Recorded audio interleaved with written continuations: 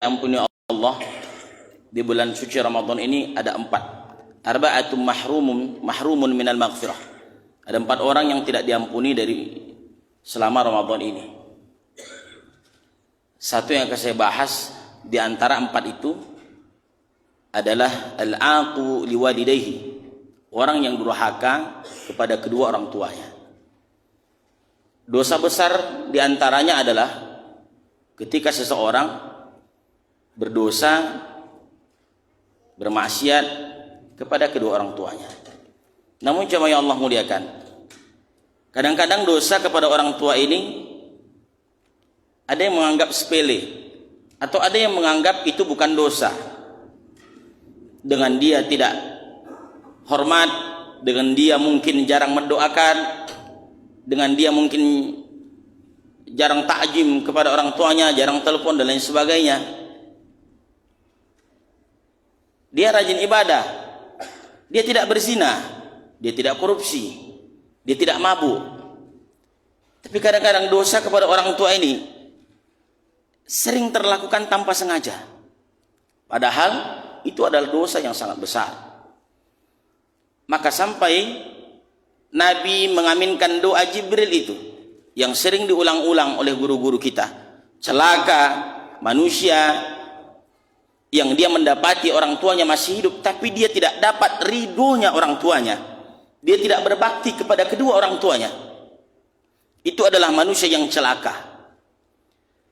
Jamaah yang Allah muliakan, maka Ibnu Abbas menyebutkan dalam kitab Al-Qaidul Mukhtarah, ada 3 ayat yang diturunkan Allah, dia berkaitan atau bersambung dengan yang lainnya. Salah satunya anishkurli wali walidaik. Kata Ibnu Abbas, kalau ada satu yang tidak dihormati, atau kalau ada satu yang tidak dipenuhi pada ayat yang berkaitan ini, ada 3. Pertama, wa atiullah wa atiur rasul. Yang kedua, wa aqimus shalah wa atuz zakah. Yang ketiga, anishkurli wali walidaik. Wa atiullah wa atiur rasul. Ada orang taat kepada Allah tapi dia tidak taat kepada Rasul, falam yuqbal minhu, maka tidak diterima ketaatannya. Sebaliknya, dia taat kepada Rasul, tidak taat kepada Allah, juga tidak diterima. Maka ayat ini berkaitan. Yang kedua, wa aqimus shalah wa atuz zakah. Orang yang sudah sholat tapi tidak mau berzakat, juga tidak diterima ketaatannya. Kenapa? Karena dia hanya patuh kepada Allah, dia tidak peduli kepada makhluk. Sebaliknya ada orang yang dermawan sekali, zakatnya, infaknya luar biasa, tapi tidak sholat, juga tidak diterima ketaatannya. Dan yang ketiga yang saya akan sampaikan, anishkurli wali walidaik. Faman syakarallah walam yashkur li walidayhi. Orang yang dia pandai bersyukur kepada Allah tapi tak pandai bersyukur kepada kedua orang tuanya, falam yuqbal minhu, maka ketaatan juga tidak diterima Allah. Jadi jamaah yang Allah muliakan, jangan sepele terhadap dosa kepada kedua orang tua. Al-Quran saja menyebutkan fala taqul lahuma uff, ngomong saja adalah dosa. Berapa banyak hari ini orang-orang yang durhaka kepada orang tuanya, lalu hidupnya susah, hidupnya seret, dia tidak sadar dari mana ingin merubah hidupnya, bagaimana ingin memulai hidupnya. Dia tidak sadar ternyata selama ini ada banyak dosa kepada orang tuanya. Berapa banyak kita yang karena sibuk dengan dunia kita, sibuk dengan keluarga kita tak sempat telepon orang tua, kita tak sempat nanya kabar. Paling-paling nanya kabar ketika kemarin mau Ramadan, itu pun karena orang semua ikut telepon orang tua, kita pun ikut. Padahal jamaah yang Allah muliakan, itu bagian daripada dosa besar. Bayangkan tidak diterimanya amalan. Kalau andai seorang itu hanya bertaat kepada Allah, bersyukur kepada Allah, tapi tak pandai berterima kasih kepada kedua orang tua. Maka kata ulama, Ibnu Uyainah menyebutkan dalam kitab Al-Qaidul Mukhtarah di halaman 290 disebutkan, ciri seseorang itu dianggap bersyukur kepada Allah, man shalla salawatil khams. Kalau jamaah ingin dianggap sebagai orang yang bersyukur kepada Allah, jaga salat 5 waktu, maka kita termasuk orang yang bersyukur. Begitu kata Ibnu Uyainah. Lalu bagaimana cara berterima kasih kepada kedua orang tua? Wa man da'a lil walidaini fi adbaris shalawat faqad syakara lahumā. Kalau kita ingin dianggap sebagai orang yang pandai berterima kasih kepada orang tua, maka doakanlah orang tua selepas sholat kita. Kadang-kadang selepas sholat pun karena kesibukan kita lupa mendoakannya. Rabbi ghfirli wa li walidayya warhamhuma kama rabbayani shaghira. Kadang kalimat simpel itu pun kadang lupa karena kesibukan kita. Takutnya kita seperti yang disampaikan Imam Syafi'i, tarkud du'a lil walidaini yudayyiqul 'aish. Tak mendoakan kedua orang tua selepas salat, yudayyiqul 'aish, sempit hidup, seret rezeki. Adapun rezekinya banyak tidak akan pernah merasa cukup. Adapun rezekinya banyak, anaknya durhaka. Begitulah ujian orang-orang yang durhaka kepada orang tua. Maka jemaah Allah muliakan, Ramadan ini adalah momen spesial untuk kita kembali memperbaiki hubungan dengan orang tua. Andai dia sudah meninggal dunia, doakan dia, bersedekah untuknya. Insya Allah disampaikan Allah Subhanahu Wa Taala. Takutnya kita umrah berkali-kali, haji berulang kali, tapi amal kita tidak diterima Allah. Karena apa? Durhaka kepada orang tua. Saya teringat satu kisah sahabat Nabi Muhammad SAW yang rajin ibadah, puasanya istimewa, zakat, sedekahnya.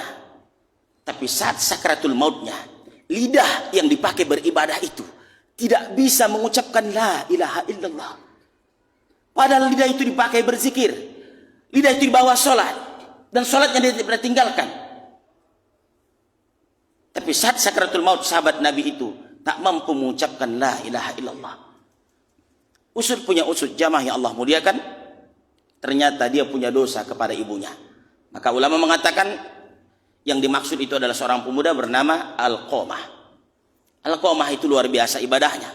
Kalau dibandingkan dengan orang-orang kita yang hadir jamaah hari ini, kita masih kalah dengan amal Alqamah. Tapi bayangkan, sesoleh itu, sealim itu saja, saat akan meninggal dunia, lidahnya tidak bisa ngomong la ilaha illallah. Lantas bagaimana kita yang tidak soleh, yang sholat kita masih bermasalah, yang puasa kita masih bermasalah, yang sedekah kita masih bermasalah. Sedang Alqamah yang soleh, lidahnya tidak bisa ngomong la ilaha illallah. Lantas bagaimana dengan kita?